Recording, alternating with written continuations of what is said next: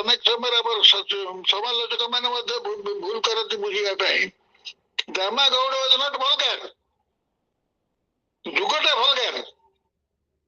ଏ ଯୁଗରେ ମହାତ୍ମା ଗାନ୍ଧୀକୁ ନେଇକି ଯୋଉ କଥାବାର୍ତ୍ତା ହଉଛି ଆପଣ ମାନେ ଶୁଣୁଥିବେ, ତାକୁ ଯଦି କିଏ କହେ ଷ୍ଟାଣ୍ଡାର୍ଡ ଇଣ୍ଡିଆନ ଲାଙ୍ଗୁଏଜ, ସେଇଟା କଣ ଠିକ?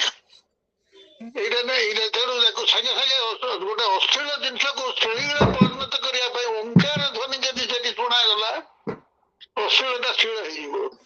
ସାଙ୍ଗେ ସାଙ୍ଗେ ଅଶ୍ଳୀଳ ଚେତନାରୁ ସ୍ତ୍ରୀଳ ଚେତନା ଜନ୍ମ ହବ। ଭାରତ ବର୍ଷରେ ଏଇ କରିସ୍ମା ଚିରକାଳ ପ୍ରକାଶ ପାଇ ଆସିଛି। ଏଇ ମାଟିରେ ଶ୍ଳୀଳ ଅଶ୍ଳୀଳ ଉଭୟ ଜନ୍ମ ହେଇଛନ୍ତି। ଯେତେବେଳେ ଅଶ୍ଳୀଳ ତାର ସୀମା ପରିବର୍ତ୍ତନ ଅତିକ୍ରମ କରିବାକୁ ଚେଷ୍ଟା କରିଛି, ଶ୍ଳୀଳ ସବୁବେଳେ ଏଇଭଳି ଏକ ଯୁଗାନ୍ତକାରୀ ଧ୍ୱନିରେ ପରିଣତ ହେଇଛି ଓ ସେ ତତ୍କ୍ଷଣାତ ଶକୁନ୍ତଳା ଶବ୍ଦ ଦ୍ୱାରା ପରିବର୍ତ୍ତିତ ହେଲା। ଓ ସେ ଦାମା ଗୌଡ ତାକୁ ମନେ କଲା ଯେ ଶକୁନ୍ତଳା, କାରଣ ସେ ଜାଗାର ନାଁ ହଉଛି କଣୁଆ, କର୍ଣ୍ଣ ଆଶ୍ରମ, ଶକୁନ୍ତଳା ଆଶ୍ରମ, ଏ ସବୁ ଷ୍ଟୋରି ଜାଣନ୍ତି ସାଧାରଣ ଲୋକମାନେ। ସେ ଜାଗରଣ ହେଲା ତାଙ୍କ ଭିତରୁ। ସେମାନେ ସେ ସ୍ତ୍ରୀଲୋକକୁ ନେଇକିରି ପୂଜା କଲେ ଓ ତାକୁ ଭାବିଲେ ଇଏ ହଉଛନ୍ତି ବୈଦିକ ଶକୁନ୍ତଳା, ଯେ ଆସିଛନ୍ତି ଗୋଟେ କୌଣସି ନୂଆ ଯୁଗ ପ୍ରତିଷ୍ଠା କରିବା ପାଇଁ। ଓ ସେ ଉପନ୍ୟାସରେ ଥାଏ ସେ ନାରୀଟି ଗୋଟେ ନୂଆ ଯୁଗ ପ୍ରତିଷ୍ଠା କଲା। କାହିଁ ଶକୁନ୍ତଳା ଚରିତ୍ରର ତାତ୍ପର୍ଯ୍ୟ ଉପନ୍ୟାସରେ। ସେଇ ଗାଁରେ ସେତିକି ବେଳେ କଣ ହେଇଥିଲା, ରାଜନୈତିକ ପରିସ୍ଥିତି ମଧ୍ୟ ଗୋଟେ ସନ୍ଧିସ୍ଥାନରେ ଥିଲା।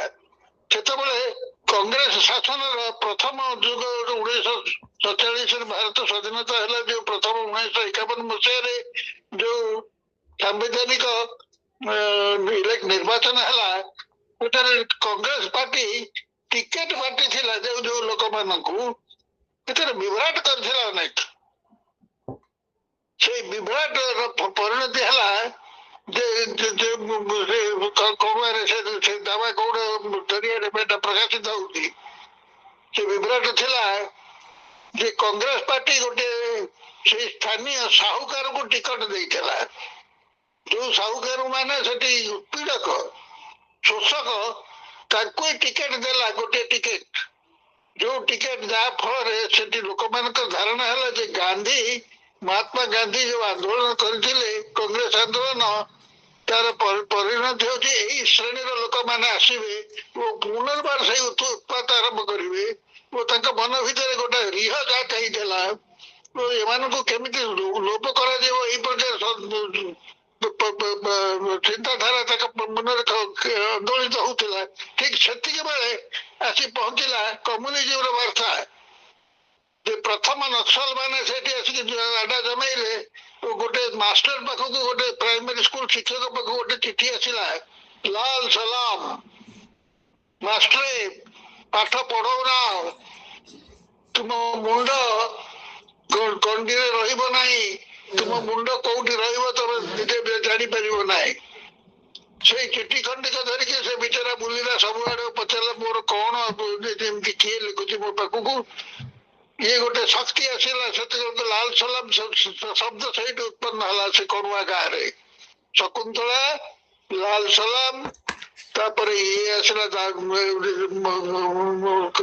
ନିର୍ବାଚନ ଓ ତା ସାଙ୍ଗକୁ ରାଜା, ଯେ ସେତେବେଳକୁ ଗଡଜାତ ଚାଲି ଯାଇଥାଏ, ରଜା ଟିକେଟ ନିଜକୁ ନିଜେ ସେ ନିର୍ବାଚନରେ ଠିଆ ହେଇଥାନ୍ତି। ଆଉ ସେଠିକାର ମହାଜନ ମଧ୍ୟ ଠିଆ ହେଇଥାଏ କଂଗ୍ରେସ ଟିକେଟରେ। ଏଇ ପ୍ରକାର ରାଜନୈତିକ ହଚପଚ ଭିତରେ ଉପନ୍ୟାସଟିର ଆରମ୍ଭ ହେଇଛି ଓ ତାର ପରିବର୍ତ୍ତନ ପୁରା ଉପନ୍ୟାସଟି କ୍ଲାସିକ ଉପନ୍ୟାସ, ଯୋଉଠି ଐତିହାସିକ ଫୋର୍ସ ମାନେ ଗୋଟେ ଛୋଟ ଅଞ୍ଚଳରେ ଭାରତୀୟ ଚେତନାର ଗୋଟେ କର୍ଣ୍ଣରରେ ଲଢାଲଢି ହେଲେ ପରସ୍ପର ସହିତ ଅନେକ ବର୍ଷ ଧରି। ଓ ତାର ପରିଣତିରେ ଯାହା ଘଟିଲା, ସେଥିରେ କାହାର କ୍ଷତି ହେଲା ନା, ଗାଁର ଜଗନ୍ନାଥ ମନ୍ଦିରରୁ ଜଗନ୍ନାଥ ମୂର୍ତ୍ତିକୁ କିଏ ଅପହରଣ କରି ନେଇ ଚାଲିଗଲା। ଯିଏ କରିଥିଲା ସେ ଭଲ ଭାବରେ ଜାଣିଥିଲା ଯେ ଏଇ ଜଗନ୍ନାଥ ଚେତନା ଭାରତ ବର୍ଷକୁ ୟୁନାଇଟେଡ କରି ରଖୁଛି। ଜଗନ୍ନାଥ ଚେତନା ମାନେ ଐତିହାସିକ ଯୋଉ ଐଶ୍ୱରିକ ଚେତନା, ଯୋଉଟା ବୈଦିକ ଚେତନା। ସେ ମୂର୍ତ୍ତିକୁ ଅପହରଣ କରିକି ବିଭିନ୍ନ ଜାଗାରେ ଫୋପାଡ଼ି ଦେଇଥିଲା ୟାକୁ ଦାମା ଗୌଡ ଗୋଟେ ମୂର୍ତ୍ତିକୁ ଉଦ୍ଧାର କରିଥିଲା, ତାପରେ ଅନ୍ୟାନ୍ୟ ମୂର୍ତ୍ତି ମାନଙ୍କୁ କିଏ କିପରି ଉଦ୍ଧାର କଲା ଏଇ ଷ୍ଟୋରି ଓ ତା ଦେହରେ ଏଇ ଯୋଉ ମହାଜନ ମାନେ ଯୋଉମାନେ ସେତେବେଳେ ପାଇଥିଲେ କଂଗ୍ରେସ ଟିକେଟ ପାଇକି ଧନୀ ହେଇଥିଲେ ଓ ଶକ୍ତିଶାଳୀ ହେଇଥିଲେ, ଏମାନଙ୍କୁ କେମିତି ସାଧାରଣ ଲୋକ ହଟେଇଲେ, ପାୱାରରୁ ହଟେଇଲେ, କି ଭୟଙ୍କର କଥା ସବୁ ଘଟିଥିଲା, ଏଇ କଥା ସବୁ ମାନେ ତନ ତନ କରି ଆନ୍ଦୋଳନ ଆଲୋଚିତ ହେଇଛି ଉପନ୍ୟାସ ନିଜ କଳେବର ଭିତରେ। ତାକୁ ବର୍ଣ୍ଣନା କରିବା ପାଇଁ ମୋର କ୍ଷମତା ନାହିଁ ବର୍ତ୍ତମାନ।